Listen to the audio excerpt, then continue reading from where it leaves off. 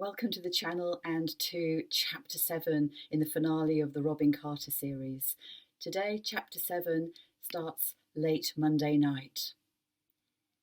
Her whole team had arrived at the Sharps' address, and Robyn watched from beside Tom's car as PC David Marker and DS Matt Hyam escorted a subdued Tia into a police car. She released a sigh, then issued fresh instructions to PC Anna Shamash and DS Mitz Patel. DCI Flint has been informed and a manhunt for Graham Sharp is underway. I want you to remain here in case he shows up. Tia's had no contact from her father since she ran away from the scene of the crime, and the pay-as-you-go phone he used to contact her has been switched off since he sent the text in the early hours of Sunday morning. Ross has gone to the bridge where Brandon was shot, and divers are being sent to search the canal. At this, she cast a look in Tom's direction. He covered his head with both hands, eyes glazed as he tried to maintain his sang-froid. He insisted he was going to accompany her to the canal and watch over the divers. There was every chance Brandon's body would be discovered there, and now she could only be a good friend and offer her moral support. Let us know the second he makes an appearance. We can't let him escape. Tom, you ready to leave? She asked softly. A nod was her answer. Although his car was parked up, there was no sign of Ross. With her attention on the divers who were slipping into the waters like slick black seals, and aware of Tom's anguish, she had little chance to dwell on his whereabouts. Tom shoved his hands deep into the pockets of his jeans and stared ahead. Robyn edged closer, put an arm around him, and gave a friendly squeeze. Silver bubbles, oxygen released by the divers, trailed across the inky surface, and all the while Tom kept his chin lifted. The silence stretched for an eternity, broken only by Robyn's phone. The brief message from Ross contained directions. He wanted her to meet him at the toy factory, alone. She decided not to tell Tom and made up an excuse to leave him, then followed the instructions. Ross was leaning against the back door. It takes under 5 minutes to get here, he said. I know, I just walked it.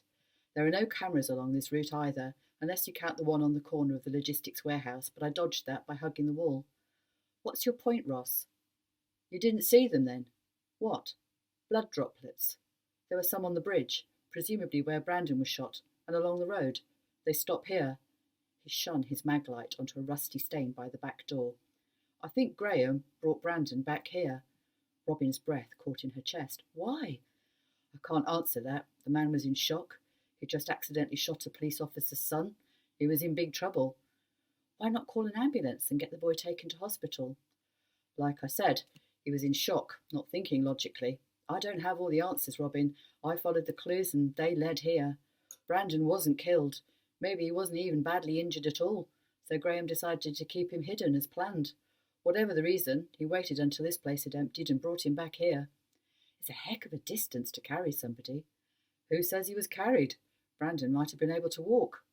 She had to admit it was possible. Can you get in? Does a monkey like peanuts? Said Ross. Pass the torch. Hold this. Ross passed the torch to Robyn and extracted a pouch, removing a device which he worked into the lock. Time paused as he fiddled with it until finally he whispered, Eureka! The door opened onto a vast space littered with empty cans and bottles, remnants of the rave. Ross took the lead, lighting the way, treading cat-like across the filthy floor. They crossed the room, reaching a wide door which opened silently onto a corridor with a further series of rooms off it to the left. They paused by the first, listened for any noises inside, and Ross, seizing the handle firmly, opened it. The room was empty. Robyn strained her ears and was sure she could hear a soft creaking elsewhere. They progressed to the next room, repeated the act, and again found nobody. The torchlight fell over empty packaging and created eerie shadows on the corridor walls that moved in time with their footsteps as if they were being stalked by shape-shifting monsters. The third door was slightly ajar, and Ross pushed it wide open in one swift movement. The beam fell across the walls and a whiteboard bearing smeary traces of a red marker pen, and over a dust-covered table bearing footprints, then stopped. Above it, Graham Sharp dangled from a length of rope. His eyes were bloodshot, his tongue protruding like a fat grey slug from blue lips. A plastic chair lay upturned on the floor. Shit! Ross took stock of the situation.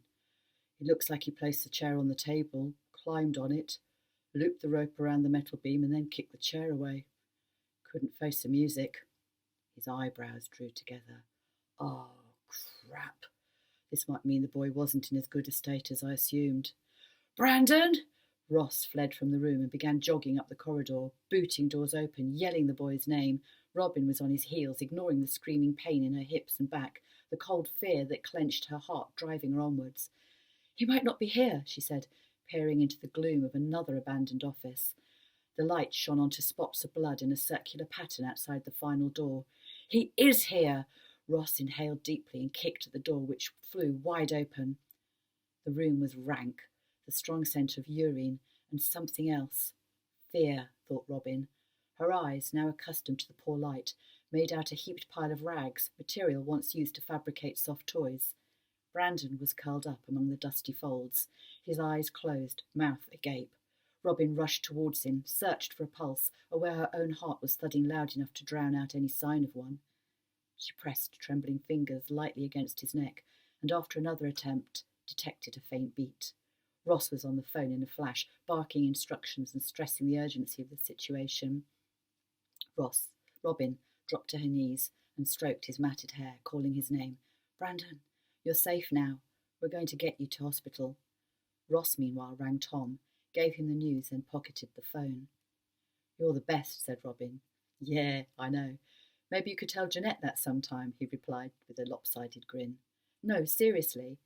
I ought to have been on it, hunting on the bridge for clues and investigating those bloodstains just like you did. You've probably saved his life. A few more hours and we could have been too late. We all played our part, and at the risk of being a doom-monger, we don't know if he'll pull through. She thought of Tom, his need to make amends. Brandon had to make it. He'd survived up until now, probably made of the same dogged determination as his father. Ross spoke again. Robyn, what do you want to do about Davis? Do you want me to track him down? If he's still alive... Davis isn't alive. At least, not for me. Not anymore. You sure? I'm positive. It's time for me to move on with my life. She looked down at the boy. He'd inherited Tom's looks, and she wondered if he'd also got the same piercing eyes. This decision hasn't got anything to do with a bad-tempered detective who manages to ruffle feathers wherever he goes, does it? Only I sensed an ease in tensions between you and even a little spark of something else. I like him. Then I'd better put on my pally face. Especially if he's going to be part of your life. I think finding his sons puts you firmly in the pally quarter. At that moment, heavy footsteps thundered down the corridor and Tom appeared. He rushed towards Robyn, crouched down and took his son's face in his hands. Brandon? The boy's eyes flickered at the sound of his father's voice, and Tom exchanged places with Robyn, talking all the while, cajoling him back to consciousness. A soft groan escaped Brandon's lips. Brandon, it's Dad.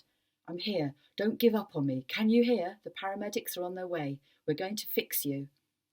In the background, approaching sirens wailed, and Robyn joined Ross outside in the corridor. Brandon was going to be okay. She could sense it. Everything was going to be fine. There's one last chapter to go, so please join me tomorrow, and you will find out what happens next in Endgame. Thank you for watching.